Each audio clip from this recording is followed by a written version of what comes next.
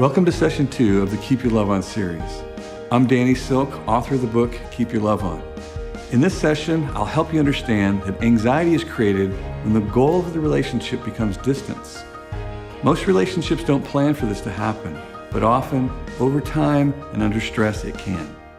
I'll talk about the useful tools to create a heart-to-heart connection when you need it most.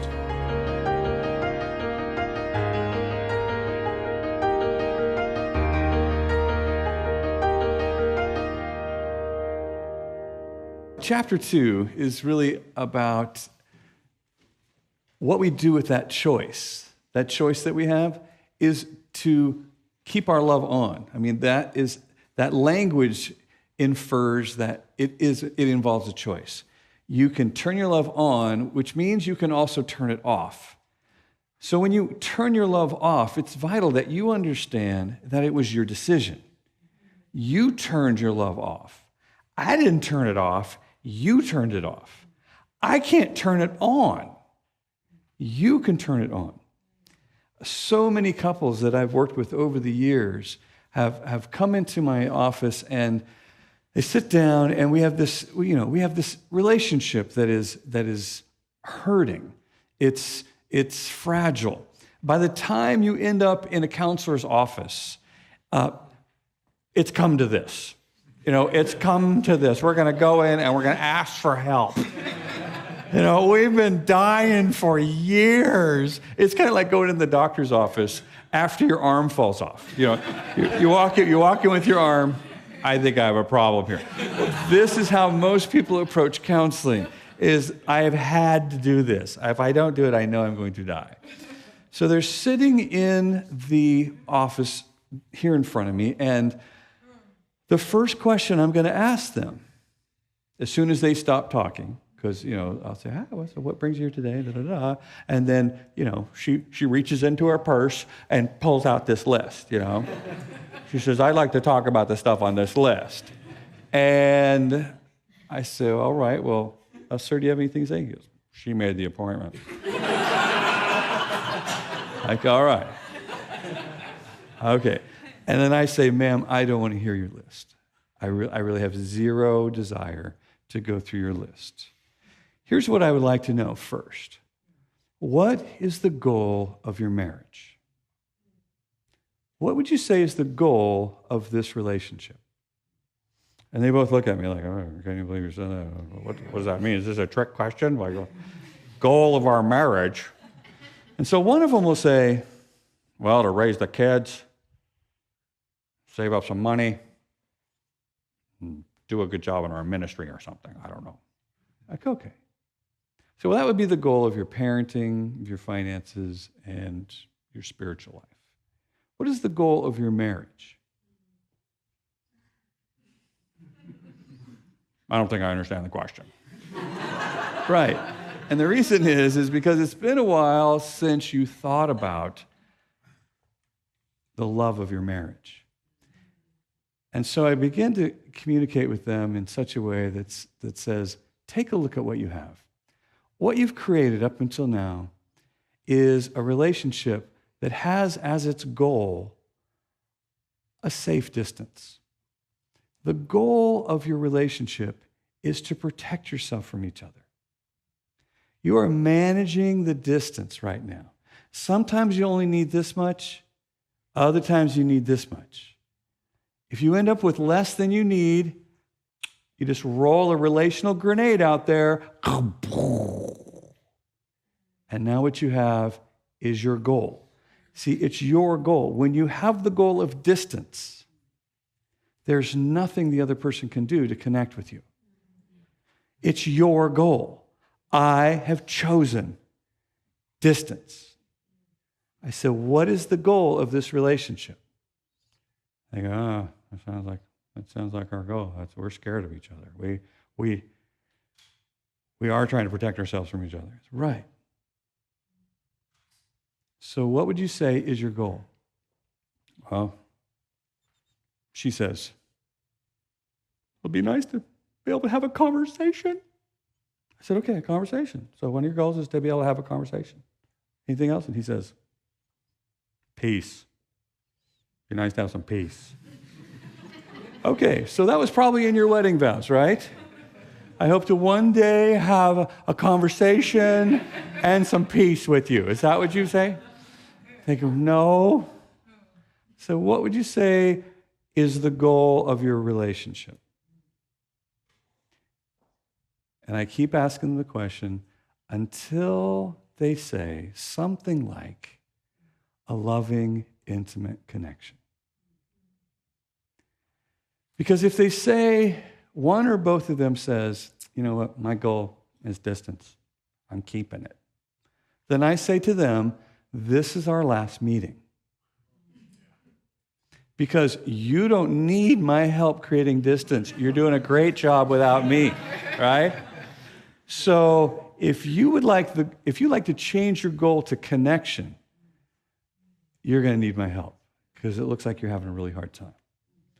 And so this is where we begin to experience love, is when my goal is connection. The goal that brings me to pursue you, the goal that brings me to move towards you, even when I'm hurt, even when we're disconnected, comes from the fact that I have taken responsibility for my goal. Whatever you've decided, that's yours. But if we're working on this together, pretty soon we're going to identify one of us or both of us has turned our love off. There's nothing I can do about your love. I'll be working on mine. When the Pharisees in the New Testament asked Jesus, what's the greatest commandment? Give us a rule. Give us the number one rule. What would it be? He said, well, that would be love. Love God, love your neighbor, love yourself. Love, love, love. Everybody thinks the Beatles came up with that. No, Jesus came up with that, right? All you need is love. This is what is the grandest part of your life. The greatest thing that you could be doing is choosing to keep your love on. This is what gives a place for God to work through your life. This is what gives a place for the kingdom of heaven to take up host in your relationship, is you've done your part. You keep your love on. He then goes on to say, there is no greater thing that you can do for anybody else than to lay down your life as an act of love. This is what makes you the most valuable player in a relationship, is you're willing to lay your life down. Which means it doesn't have to be all about you all the time. As a matter of fact, this is part of me choosing you in our relationship. I keep my love on, even if I think you turned yours off. Ugh, this is sacrifice, and that happens when you think somebody's got their love off and you left yours on, because it feels like if you leave yours on, they're going to blow you up somehow. They're going to sneak into your camp and blow you up, you know? So if you just shut your love off, somehow you're going to defend yourself. No, when you shut your love off, you get filled with anxiety. That's the trade-off. We'll talk about that in chapters to come. But when you turn your love off, what replaces that is fear. And now fear has its work in you because you turned your love off. You keep your love on, and you now have something that chases fear away. And that's the power that you're going after. That's the option that you have. Keep your love on, just incredible tools. And I think it's a step above. I think the beginning of the book really sets the pace. If we're not connecting, then a lot of people communicate, but very few people connect. And that is just so critical. If they get that foundation in the beginning of that, then you can lead, into healthy communication and setting boundaries.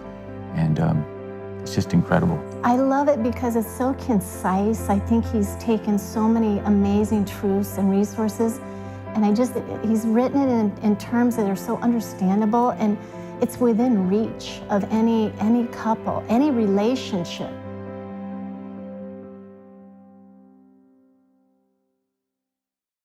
Now, when I have a couple in relationship who want to make their relational goal connection, I begin to say things like, well, do you know how this person feels loved? One time I had this couple in my office, and I said to the man, do you know how your wife feels loved? He goes, not really. I said, well, do you love her? He says,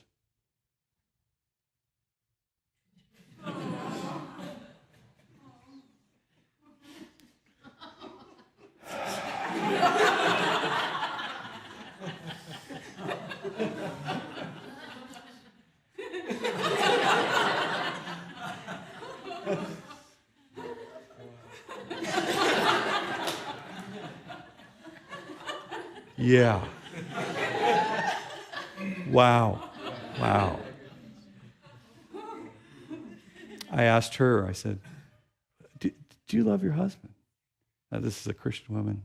She says, by faith I do.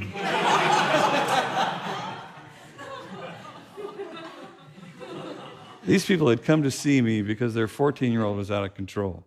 And as soon as I started listening to them for just a few minutes, I realized, this is where we need to start right here.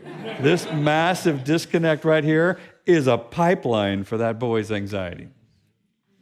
So we went to work on them, and I asked him, I said, do you know how she feels? You do love her? He goes, I said, don't do that again. Let's just go fast forward. You do. Do you know how she feels loved? He says, I used to think I did, but I don't anymore. I've become so frustrated. I said, all right. Well, have you ever read the book, The 5 Love Languages by Gary Chapman? And he said, of course. How many of you have read it? Yes. Yeah, okay. No, not you have it, but you read it. Yeah, okay. Gary Chapman's 5 Love Languages. Now, somebody sent me an email that looked something like this one time. They had these 5 things written down. I was like, oh my gosh, that's genius. That is absolutely a revelation from God. Because here's why. When you have a strategy to increase love in the relationship, that same strategy is decreasing fear.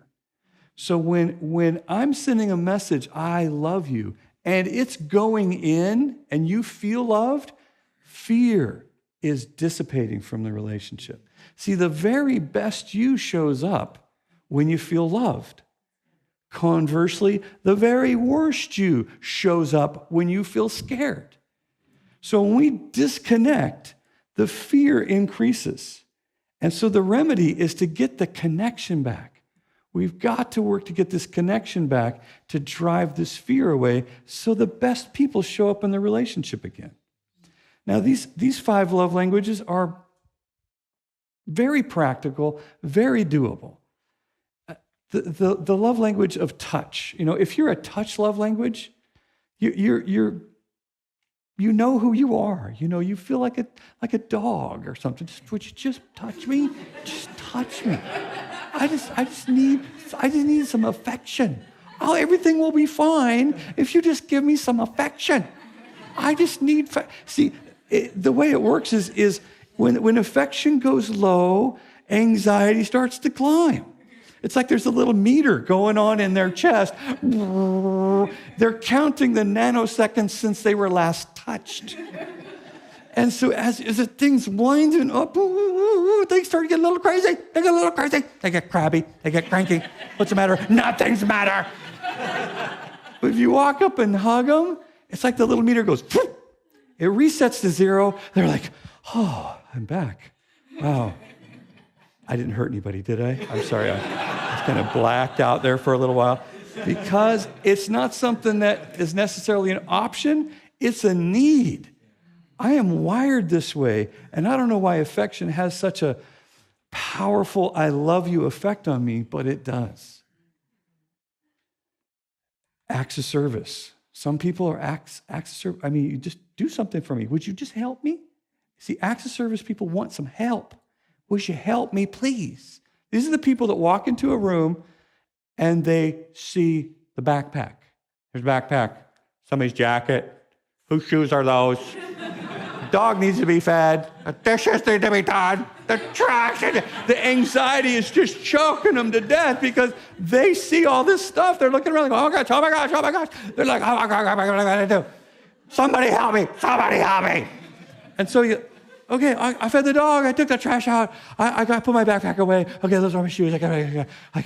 Oh, that feels like you love me. You helped me. You helped me. They're not trying to control you. They're not your mom or your dad. They just have filled with anxiety over tasks that have to get done. And they're afraid if somebody doesn't help them, they're the only ones that are going to be stuck with it. All right? Gifts. If you're a gift love language, you know that it feels like somebody loves you when they give you a gift that says, I know you. I've been paying attention to you. I was thinking about you when we weren't even together. Here you go. Cha-ching. Wham. All that. Oh, you love me. Look at this. You know me. You were thinking about me. That is effective love. It goes in. Same is true. You forgot to get something while you went on a trip. You didn't even think about me while you're gone. Or something worse, you bring me a gift that shows how little you know about me. Here you go. Yeah, I just stopped at 7-Eleven on the way home. I thought you liked that tape gum. Yeah, I got you some.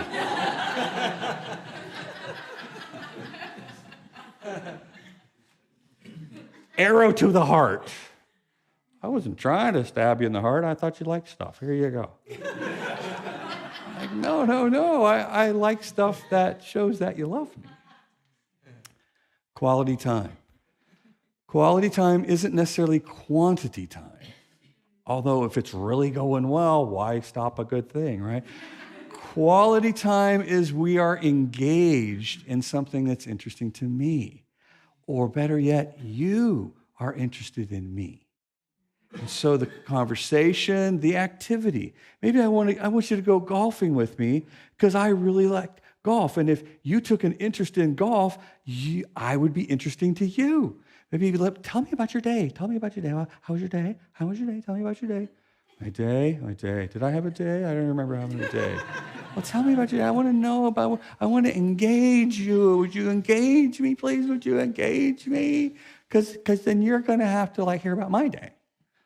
Because when the quality time person meets you at the end of the day, they're like, oh my gosh, look at all that you don't know about me.